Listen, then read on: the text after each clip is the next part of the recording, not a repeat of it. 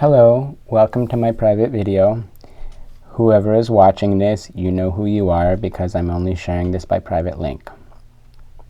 So in this video, I'm going to, in the calmest, most rational way, talk about some of the ideas, if not all, possibly, of the ideas behind the production company that I want to create in LA. This is for music events, albums, content that can go up on SoundCloud, iTunes, Spotify, and the accompanying videos that can also be put on YouTube, Instagram, IGTV, and where have you. This is for live events and for tours. This is for existing bands, musicians, and collaborators that I already have. I'm one of them. I am myself already a singer and musician with my own compositions that I want to record an EP as soon as possible. So today is, what is it? It's Saturday. I think it's February 28th, 29th, or I might be even wrong. And this is with the intention of, Saturday, February 29th. So today is Bharani Nakshatra, pertinent to me. Hopefully those of you that are watching that are hip enough with nakshatras or Vedic astrology to know what that means. Today I'm going to just not put so much stress on myself, but because this video is intended for getting it all out in a form that's playbackable at a slower speed if necessary, so that my typist, who is going to translate this into my business plan, and you, my collaborator, who is going to also add their own content and bounce off with me about what exactly we're creating. So I'm putting in here my own intellectual property. That's why this is a property link, a private link. All these things that I'm about to talk about, I do plan on doing. And that's why I don't talk about them much with other people, because I'm very much intending to do them myself and to be able to make my career out of them and to do them well. I don't have to put any sort of qualifications on anything I have to say here. I just want to be completely blunt. The way I do things, the way I'm famous for doing things, I hope the sound is good here. Move it up. Is that I do them well. Anyone who's tried any of my products, any of the different things that I do, my skills and my products, they know that I research well, I learn it through and through, and I practice until I nail it. And I usually become famous as the top of my craft. And so with regards to music, in the immediate months, now we are in, tomorrow will be March 1st. In the immediate future, I am looking for a location, which technically I already have a place to be in LA. I need functioning space because a lot of my most important collaborators are my best friends and family. And Los Angeles is our hub. From there, we have access to our circles of collaborators and our human resources. And so we need an actual location where our equipment is there and it's a studio, so that we are there whenever we are in our creative zone, we are actually able to act on it, to get our ideas out and develop them and perfect them, record them, keep our instruments and all our equipment. My own personal passion Probably one of my ideas that is most unique to me, that is most out of the box, is that I want to revolutionize the instrument that I play. That is the mridanga. With regards to that, historically, there was a time that was like, I don't know, about 70 years ago, around the 1950s, the guitar went from being an acoustic instrument to being a non-acoustic instrument. And I'm going to just say that right now, the mridanga is such a thing. It's an entirely acoustic instrument, and I want to make the first electric mridanga. The thing about that is, and I just want to like really make sure that some of the core ideas are out here, like in a recorded form, is that you see that guitars used to be entirely organic, meaning like their bodies were obviously made of wood and their strings were made out of gut. And then even a classic guitar, it switched to nylon strings, which is like, okay, it's non-metallic, but that was just a slight development, but everything else stayed the same. But then they became metallic strings, and then they started using pickups on the guitar, and that allowed for better amplification.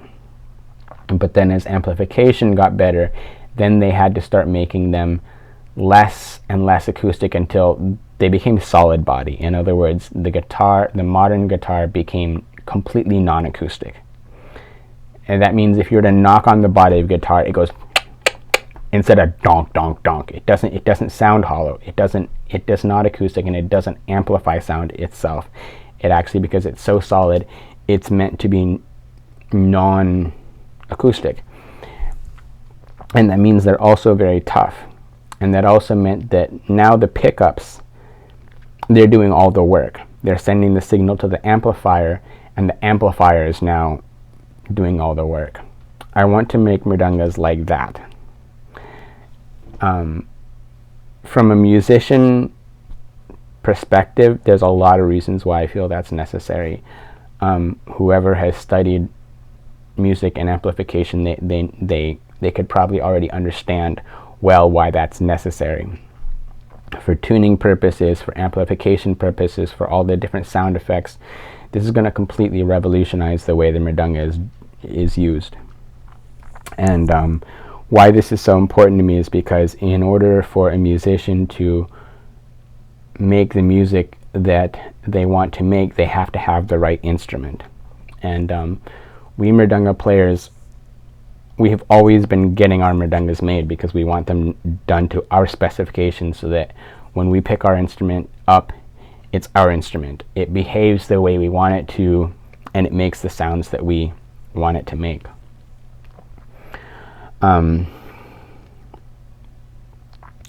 You know, the thing about the electric guitar is that analog feedback means that the sound that's coming out of the amplifier is moving the strings themselves, which then goes back into the pickup, back into the amplifier, back in, and it creates feedback, which is actually a sonic loop. So now instead of the musician playing the strings are playing themselves. And the musician actually has to use their hand to not make the motion, but to stop the motion. And that is one of the quantum leaps in amplified music.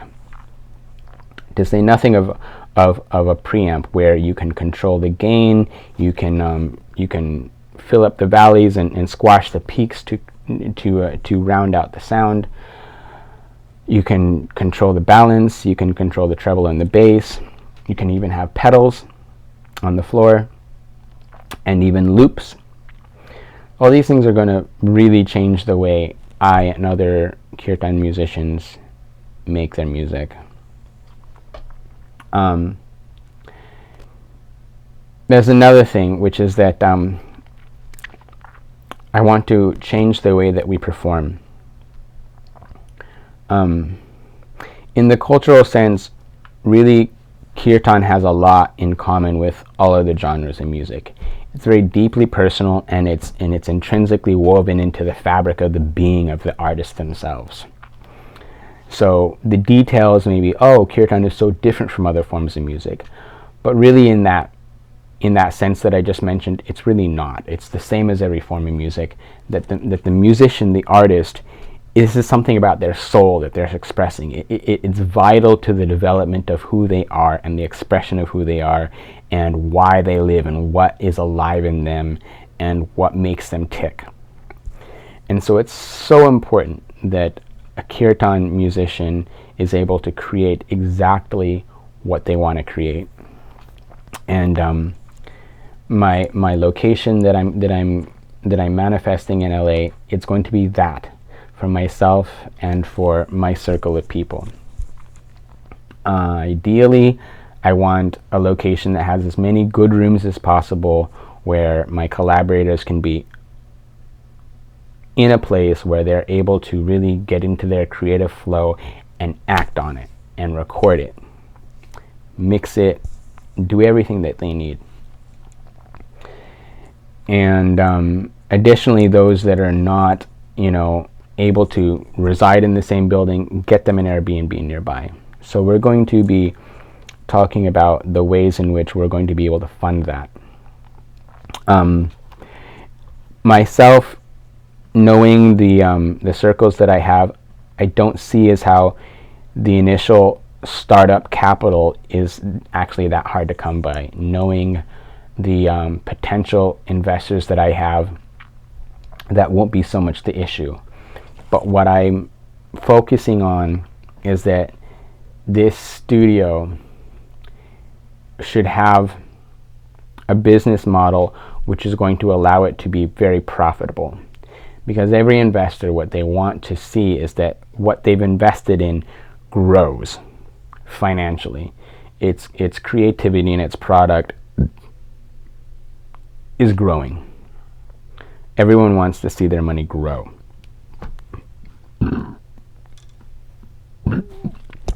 So on one hand, we have the artists themselves. They want to see their creativity and their craft expand. And those that are investing to enable and facilitate that, they want to see their money grow in ways that are meaningful to them. They invested in this kirtan venture for a reason, because they like kirtan, they love music, and they love the artists involved. Now, another point that I want to make really clear is that with regards to kirtan bhakti, my initial plan is not so much concerned on creating bhakti or kirtan content and monetizing it, so much as working with those people who would do and will do and want to do bhakti and kirtan related content. Because these people, although myself and all of them are capable of doing a lot of things, it may not be that all the time I'm doing directly a kirtan. By that I mean Mahamantra or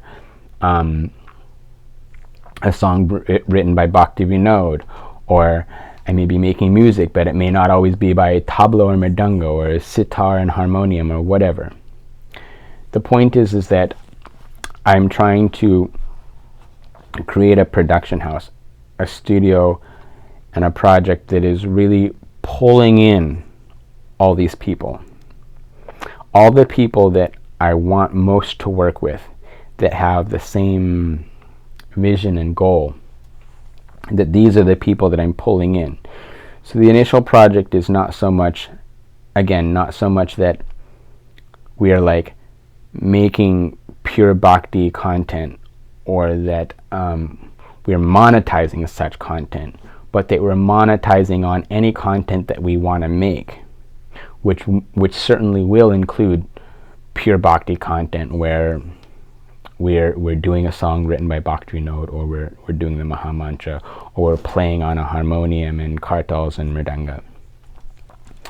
The reason for this is that creative expression, it naturally comes back around to the soul.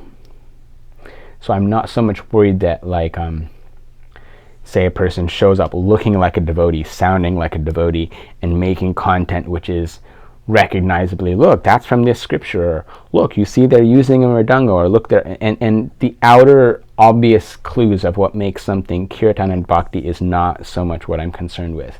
What I'm concerned with again and again is that myself and my core group, we're all bhaktas.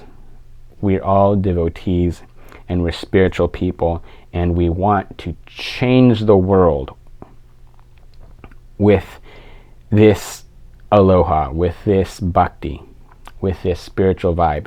But we need to be enabled to do it. Now, some of us are already professionals and already have money. I will say for myself that I have invested my whole life into the ashram, and as of now I haven't any money, any credit cards, any keys, any licenses, any properties and assets.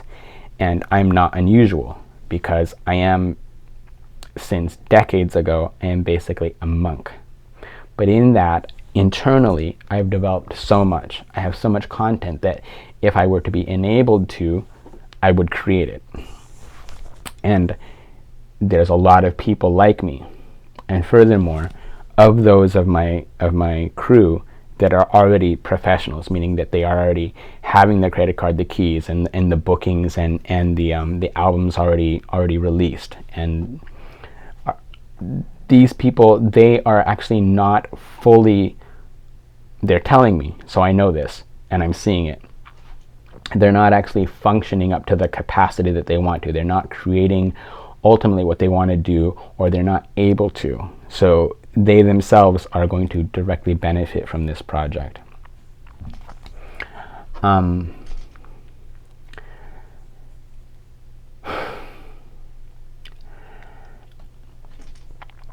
In that sense, someone asked me about how is it, what is the plan to be able to monetize this spiritual content? And that's why I addressed that it's not, because the question really stems from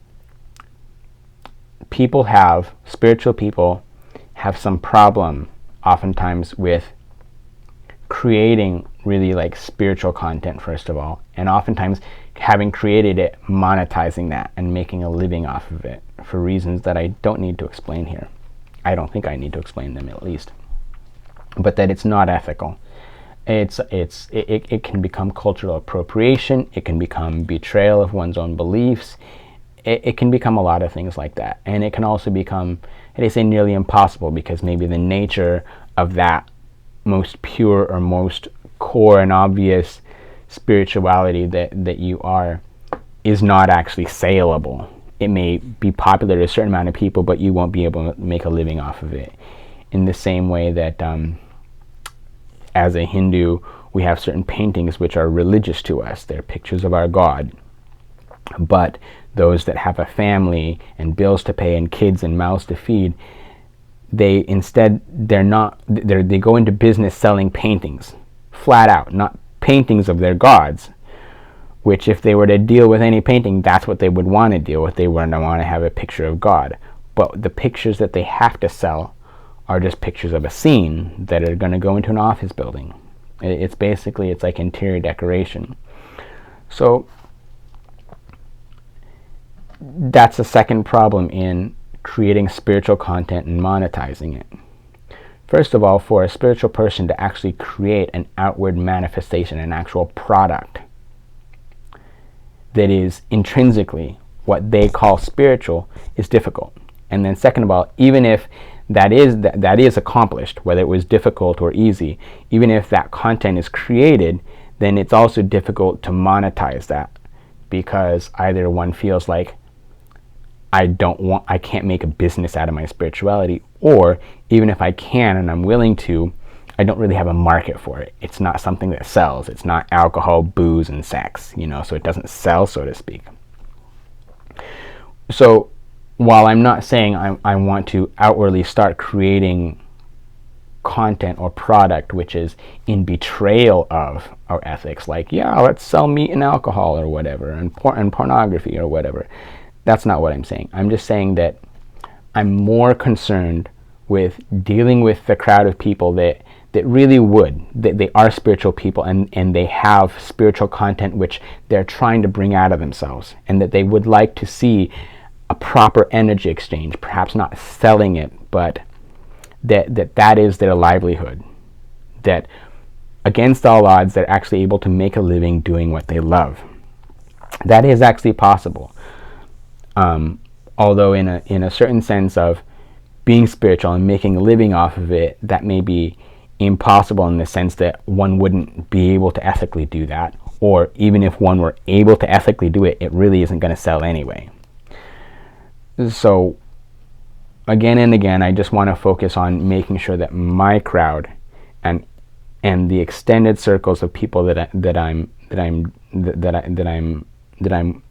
in contact with, that's the crowd of people that I'm going to work on. Not so much regulating that the content they created has to be like this so that it's spiritual, or that, okay, you're going to create spiritual content, but we're going to sell that, like it or not. Your content, your spiritual content, we're going to make money off of it. So you see the difference in what I'm trying to say? I myself am saying this over and over again to really kind of perfect that message, because I think that this is going to be an important distinction in the Perpetual Peace Prayer Party, this studio, this ashram, this content creators production studio. For a second, I'd also like to talk about the topic of a location in LA.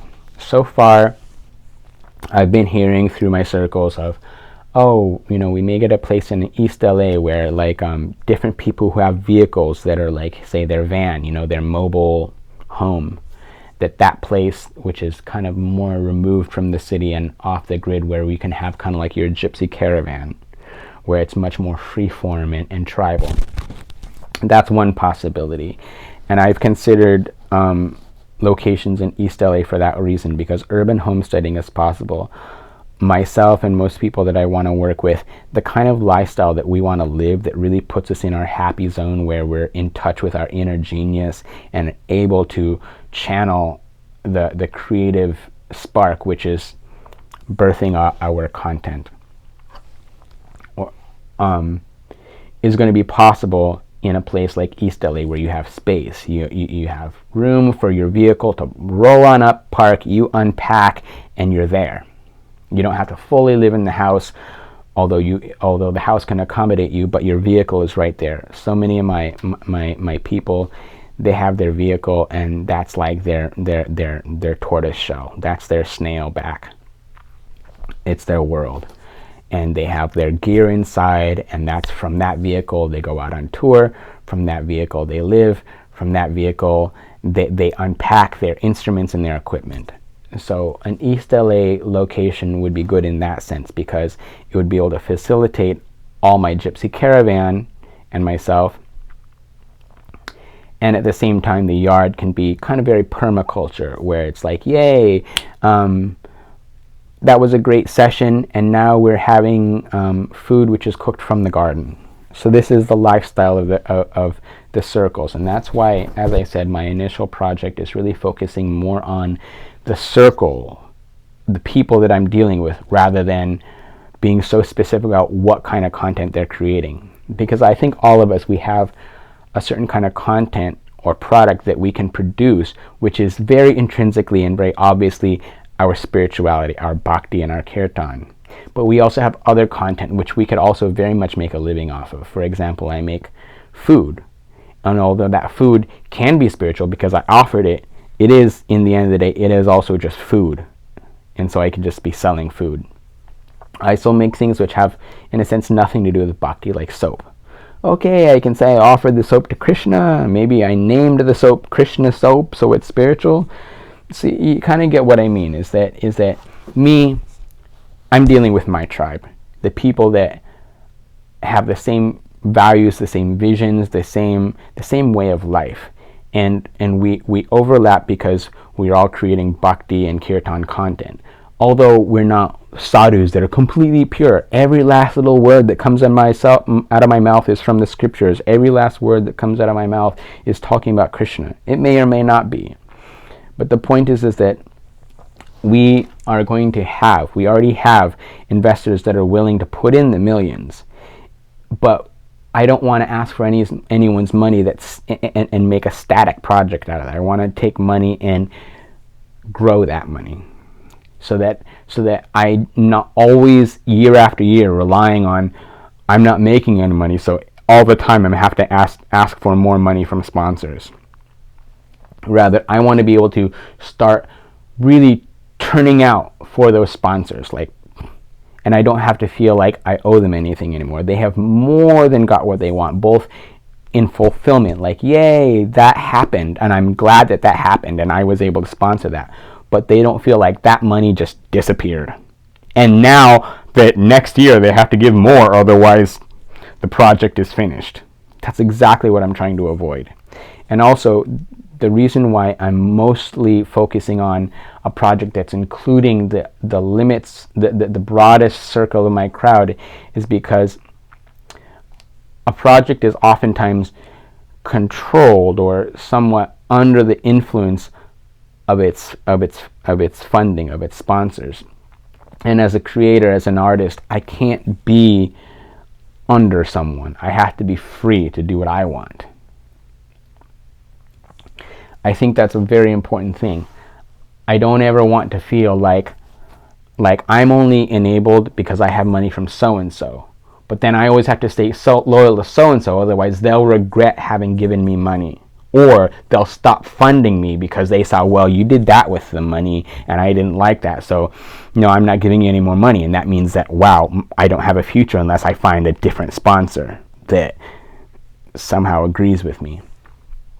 Even if these issues never happen, the anticipation of them, it shuts down my creativity. And I think that's common for a lot of creatives. We need to feel free. So it's important that in this business plan that I'm talking about having my group included, that we're all able to have a place, that we have a place where we're able to create, and that the startup capital is able to be repaid, and we still have the money to go forward. So there has to be financial growth. Without the financial growth, I don't feel like I'll actually able to step into my artistic freedom and to really awaken my muse. And I think that is so true that I feel like a lot of my collaborators, they'll feel the same way. That'll be really a game changer for us.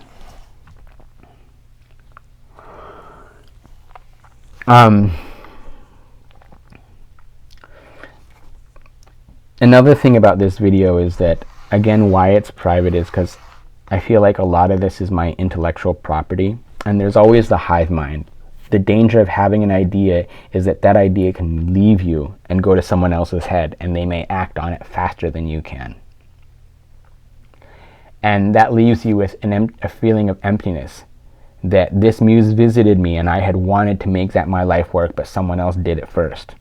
And it also leaves you kind of out of a career. Now that it's not your property, someone else did it, you have to have another idea which you can call your own. I'm really trying to avoid that. It's great that over the years people have found again and again that I've been able to just ace and come out on the top of my game, even if it was something simple like my sauce, my famous Bandhu sauce. For God's sake, let's face it, it's a cilantro chutney. Cilantro, jalapenos, and lemons. And I have a lot of good cooks in my family. A lot of them can make the sauce without having to ask me the recipe. They can more or less replicate it. And even a lot of people, having asked the recipe and tried it, the group agrees that Dina Bandhu does it the best. And oftentimes even what happens is that even someone else does it just perfectly well, but they'll call it still Bandhu sauce, even though Bandhu didn't make it. Someone else made it, but they made Bandhu sauce.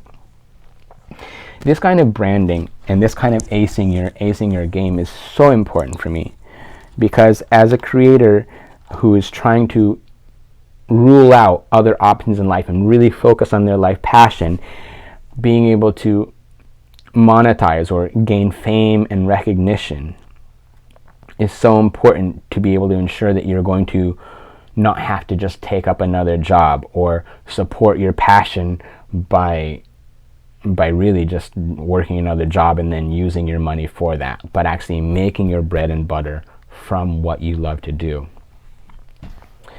And so therefore, in this, I've talked about some of the core principles of the place that I'm trying to create, which will benefit everyone, and the instrument that I'm trying to create that'll change my game and really just change the craft of all Mridanga players.